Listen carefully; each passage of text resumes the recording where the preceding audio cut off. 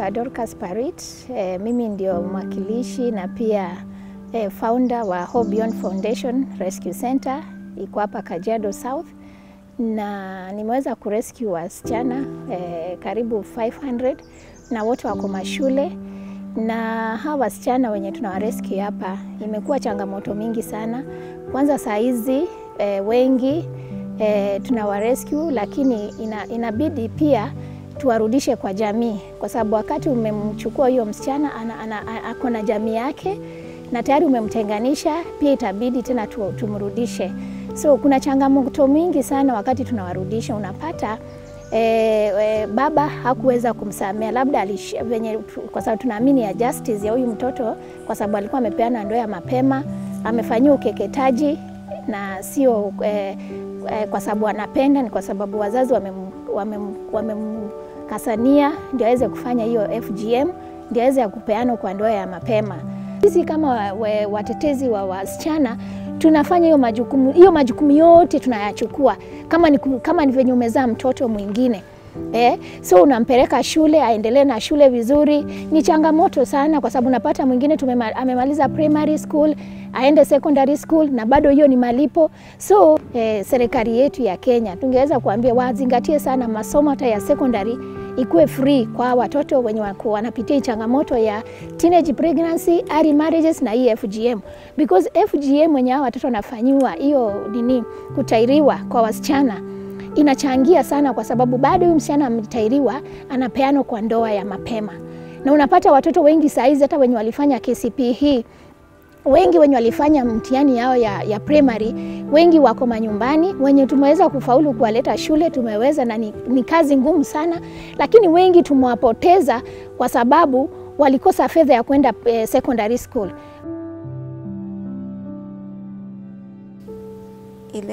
Mimi sikuwa na baba, nilikuwa na mama. So brothers wa baba ndio wanataka kunifanyia FGM. Na sasa nilikuwa na sister mkubwa, yeye alikuwa ashasoma. Niko nyumbani juu ya school fees, so nimekuwa tu home. So wakaona haina haja mimi nikae nyumbani na kuna kenye nafanya, so wakaona kenye inafaa nifanye FGM alafu ndaoleka. In fact already kuna wale wanakuja kutafuta baby, so nikaona the first time, so sasa akakuwa ana insist mimi nifanywe FGM. Nikajifunga hapo Mei. So nimekaa mama tu before nijifungwe, mama amekuwa tu akikuja nisalimia huko. So walikuwa wanakuja tu, wamekuja like 4 times. So juzi tu sasa nina 2 weeks hapa wakanikuja home. So hata mimi nikakubali kurudi shule. Yeah, that is my story. Amidst the trials, the documentary illuminates the extraordinary efforts of community organizations. Together, they provide the safe passage these girls need. Enkarikoni tiatua na community ara enkarikoni kusapasi oltiani kusapasi. Ore narara tiatua ena siai ontoyie na kidalta yoke challenge sapuk naleng. Naara nakaranje amu nibungi kuna kera nagira aisho. Naara nakaranje nakunduan nike yankara nakaranje ore bae nkera nakaranje apuisom. Ore na peshukunye nkera nkang'itie nitoki nkera aponu atum enyamali. Si naapuo aishoyo ate naiba naara nakaranje loomenye. Metaa egora irpayian yakaraki nakaranje atipika ewetu shukunye nakerai ame ore naa tenepuonu aibung nakerai ya school niba nanyo irpayiani ame inje netum nkishu ame tejo me nanu itawuo tiai te school. Neeku naa taata etii engoro niji ina nakaranje orpayiani tiatua ntoiwuo ame etii engoro tiatua ntoiwuo tinewueji tina kerai. Neeku naa nakaranje netum naa ina nyamali. Nelotu enkerai tenakata nji ore peeshukuni enkerai meeu ang', nelotu naa tenakata nji aaku tenakata eitoki enkerai alotu aaku inewueji eponu ntoyie aaponu atumie ilewa teneshukunye, ore peeponu nkang'itie neponu aatum nyoo, neponu aatum ilewa. Kake teneyai naaji enkerai tukul nepuoi aisom, neisomi duo taata ina kerai nelotu siinye ina kerai atum tenakata nji ndamunot ajo eishiakinore tenaikaja, tenaisoma. Kwa majina mimi naitwa Daniel Kisemei. Mimi nafanya na youth advocate. Tunapitia vitu mingi kama youth advocate kusaidia watoto, wa vijana na wasichana huku Saidia Kajiado, Kimana Ward. Tuko na vitu mingi tunaweza sema ni challenge kwetu kama hao wanafunzi kuwatoa hapo, kuwatoa rescue center, kuwarudisha nyumbani, kwa wakati wanapokeketwa kuwatoa huko kwao nyumbani kuwalete pande hii ya rescue center, kumtoa ule ameshaoleka kumrudisha kumleta kwa rescue center. It is a big challenge kwa sababu there is loss of communication. Hao watu kuwapata si rahisi. Mpaka sasa wewe mwenyewe ufuatilie kufika mahali pale inakuwa big challenge.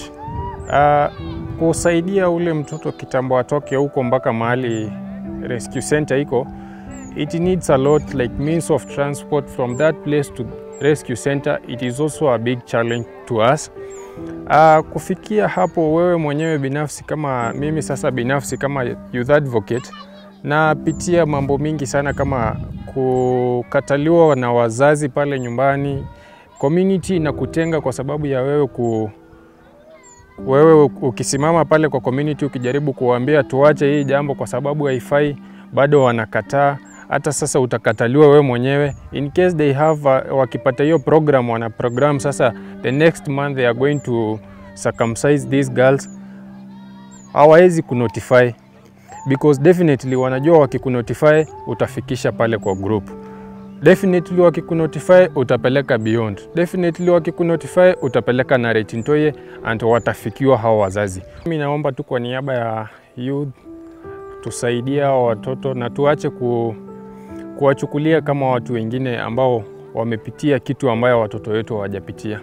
Jina mimi naitwa Joseph Lonana. Mimi ni chief wa vijana eneo la Noma Yanat Kimana. Leo ningependa kuongelea mambo kidogo kuhusu mambo ya FGM na shughuli za rescue. Nimekuwa nikisaidiana na hizi vikundi ambayo ziko na rescue center kama Hope Beyond, Nice Place, Divinity na mengine mengi. Tumekuwa tukirescue watoto wa kike kwa minajili ya kuwaokoa kwa ndoa za mapema, kutairiwa FGM, na tunawapeleka kwa centers. Huwa tunasaidiana. Endelea kuwe na hiyo mkusanyiko ya wazazi, wale viongozi kama mimi, viongozi wengine wao kubwa na wazazi. Wakati ambapo shule wanafunga, kuwe na hiyo like kama kasherehe ambayo wala watoto wanakuja kubarikiwa na wazazi, wanakuja kusamehewa. Mzazi anatoa ile hasira alikuwa nayo moyoni mwake, anamsamehe ule mtoto na kumbariki. Alice Masinte Tipango from Kajiado County, Oloitoktok. I'm a founder of a CBO, a community-based organization called Nareti Ntoye, which deals with harmful practices. We use education as a tool to fight all the harmful cultural practices, that is FGM, teenage pregnancies, child marriage, and any other form of sexual gender-based violence. As an organization, what we do is that we train champions in the community, and these champions, we call them NGBV champions, who are in different parts of our constituency, and their work is to report any case of SGBV, that is any case of teenage pregnancies, any case of a girl who is to undergo a cut, any case of a girl who is to get married at an early age. The champions report the cases to us, they report the cases to the authorities, that is the police, so that we make sure that the victims or the survivors get justice, and also the perpetrators are brought to books. So what we normally do is that we partner with the rescue centers, for example, Hope Bio Foundation and Nice Place. We've taken several girls there who after going to the rescue center, they undergo some guiding and counseling, and also some are taken back to school. We have cases of girls who've gone back to the community and they have gone through FGM during the long holiday. We also have girls who have gone back to the community, and when they come back, they are already pregnant. Despite all the efforts that are being made by the rescue centers, together with the grassroots organization like ours, there is still that gap. And this gap is the reintegration process of it. Our main role is to ensure that we end all these practices by educating the champions, by also partnering with the rescue centers, working with the police, working with the local leaders, the Maasai elders, so that we ensure that there is a smooth reintegration of girls back to the community.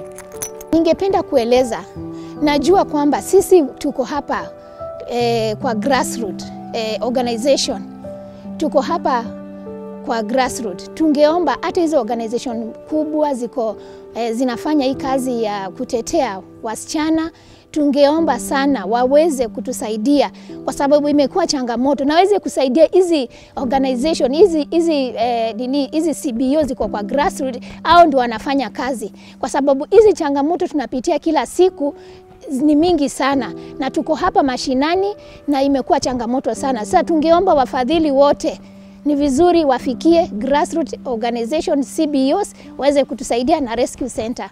Extending the lifeline towards recovery. It's a testament to collective compassion and solidarity. In the face of adversity, triumph emerge. Silantoi captures the profound transformation as these young souls not only survive but thrive. Their resilience becomes a beacon inspiring hope far beyond the Maasai plains. As we conclude this journey, Silantoi, Breaking Chains, Building Futures, stands as a call to action. It implores global audiences to join hands in upholding and strengthening the family unit, recognizing the pivotal roles of rescue centers and community organizations in rewriting the narratives of these courageous survivors. Let Silantoi's story echo across borders, breaking chains, building futures, and sparking a global conversation that transcends cultures and resonates with the shared humanity that unites us all.